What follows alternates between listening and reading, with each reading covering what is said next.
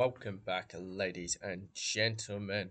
The first match day has concluded.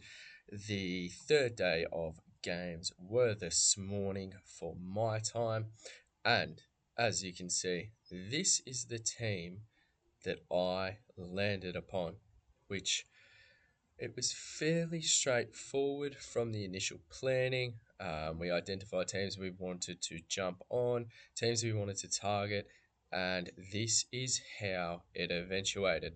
So, I haven't looked at any kind of ranks, any leagues, anything like that, but we did do quite well. We are in the 100 club. We ended on 108 points for the first match day. Shout out to Harry Kane, Kylian Mbappe, and Francisco Trincao for their man of the match performances. And believe it or not, we actually got a full house of returns. I know Suarez only scored 3, but he earned the penalty, would have finished on 4, but he did get carded. So the only, I guess, disappointing picks, so to speak, were Vinny Jr., who obviously I wasn't privy to the news that he was going to be benched, and Benfica, they conceded, so Otamendi didn't keep his clean. Also, Madrid conceded as well, which wasn't fantastic. So Huijsen uh, didn't get his clean sheet points, but our, I guess, reserve keeper for Atlanta, Karnaseki, they conceded 4 and he saved a pen. So that was fantastic. Scored 8 in the end. I guess that's the only upside. We could have gone down, but I highly doubt you're going to bench a clean sheet from David Raya to do so. Anyway, we had 3 man of the match performances by Kane, Mbappe, and Trincao, who obviously they all braced themselves.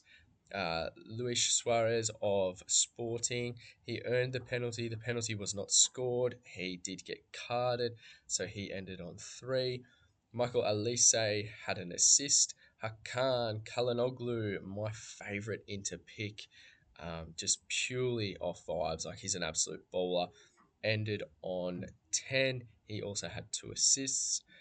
Goncalves, well, there was rumours that he wasn't going to start, ended up doing so, finished on 4, but I mean, could have been a lot worse, so to speak. We were gambling the 3 points, so I guess pretty much appearance and a ball recovery here or there, and he makes that up, so not a huge gamble. Double into defence, we had DeMarco and Denzel Dumfries. We actually had Bastoni until I saw a few predicted lineups saying DeMarco was going to play over Augusto at left back. And you've got to go with the attacking threat. You really do. So I swapped Bastoni to DeMarco. DeMarco ended up playing, and it eventuated. They got a clean sheet. No attacking returns there, though. A few ball recovery points between both of them. And then we had the double Arsenal defenders. Well, David Ray in goal and Gabriel on field. Gabriel kept it clean and got some ball recoveries, which was nice. And also Raya with the clean sheet in the first game of the tournament. So we ended on 108 points. And from what I've seen, that seems to be relatively decent. Don't know how we're looking, so to speak, but world leaderboard, if it's going to show up, we're inside the top 10k. We are 6,571st. In Australia, we are 27th. So shout out to all the leagues that I'm in here. There's been some mammoth scores floating around, some really good managers in there. So shout out to them. But it would be nice to continue on with such a, I guess, a really good start. Um, Team going forward, we won't do a preview, so to speak, but off the top of my head, what I want to be attacking, I guess, is probably, I think Bayern, we definitely need to add another player there for their match day two fixture, which is quite favourable towards Bayern. So it's potentially going to be Goncalves out, maybe for a Nabry who's only 6.5 million, which I think we can facilitate that quite easily. We have 1 million in the bank, and it's probably going to be. I was leaning towards ditching Otamendi for a Napoli defensive player, although I'm not too sure now with Jose Mourinho. I'm a huge fan of him. At the helm now of Benfica after they sacked their coach after their surprise loss in the opening round. So, kind of makes me think I may keep Otamendi, which leaves me with the dilemma of the other trade. Now, I can always just roll it, but at this stage, it's probably we're booking in one, and that's probably going to be Goncalves of Sporting to Nabry of Bayern, and that would give us triple Bayern attack for their matchday two fixture, which, I mean, is quite favourable. So, yeah, I mean, if we check, get rid of this if it wants to go, but date, oh, we've clicked the wrong thing. Opponent, perfect. I mean, again, the fixtures are quite favourable for the team that we've selected. We definitely have no intention of a wild card or a limitless early.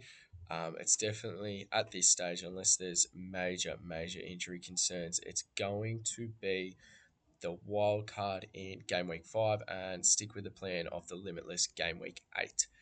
But this is, I dare say, well, very similar to how we will set up. As I said, we will do a match day 2 preview around the corner when the fixtures roll around, because there's quite a little bit of time in between.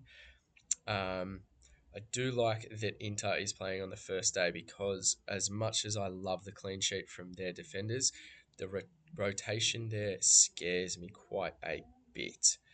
But at this stage, I know we will definitely be using one transfer, and that is more than likely going to be Pedro Goncalves to Serge Gnabry of Bayern to attack that fixture.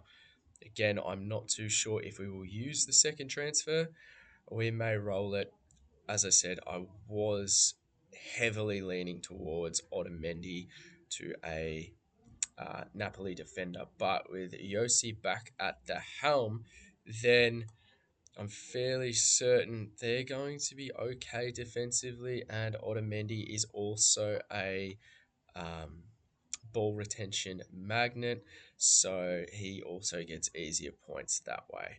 But at this stage, this is how the team, without any thought, is looking for match day 2. You can already lock in ditching of Goncalves to. I really like the Nabry shout. Very cheap, 6.5. Um, so with that done, we would then have 0.5 in the bank. And I have no idea where we would go with the second one just yet. Not entirely certain. There's no immediate issues. There's no injuries here. I know it did say um, that Goncalves is a doubt due to him being flagged, but we know that that was not the case. He did start. Him and Suarez did come off in the 60th minute. And also, Suarez did not take the penalty, which I found was very weird, because the penalty taker actually missed it in the end. But we move on. We finished the match day 1 on 108 points. As I said, looking at the leagues, overall, we are 6,571st in Australia. We are 27th. So that's how we end match day 1.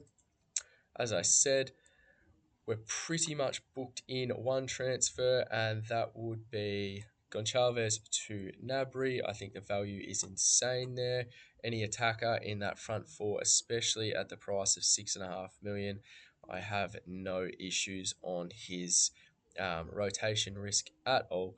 So very enticing in that aspect. And I mean, they're a powerhouse, aren't they? They just score goals for fun. So definitely we'll be jumping on that. Unless he gets injured, then we obviously need to rethink. But we'll go through that in our match day 2 preview.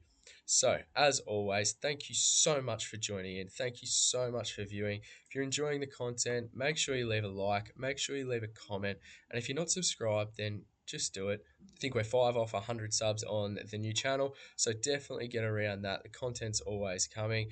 We've got the FPL preview and the Supercoach preview, which has been up for a little bit now. So go and check them out. Next week, we'll have the reviews of those formats go out live. So once again, thank you very much. And again, drop a like, leave a sub, tell me if you're enjoying it. And also let me know how you went as well, because this is a fun, not new, but a fun fantasy format that is a lot more flexible than the traditional ones. So thank you once again and enjoy your day. If you've enjoyed this video, then please like and subscribe. And don't forget to check the website at supercoachswordplay.com.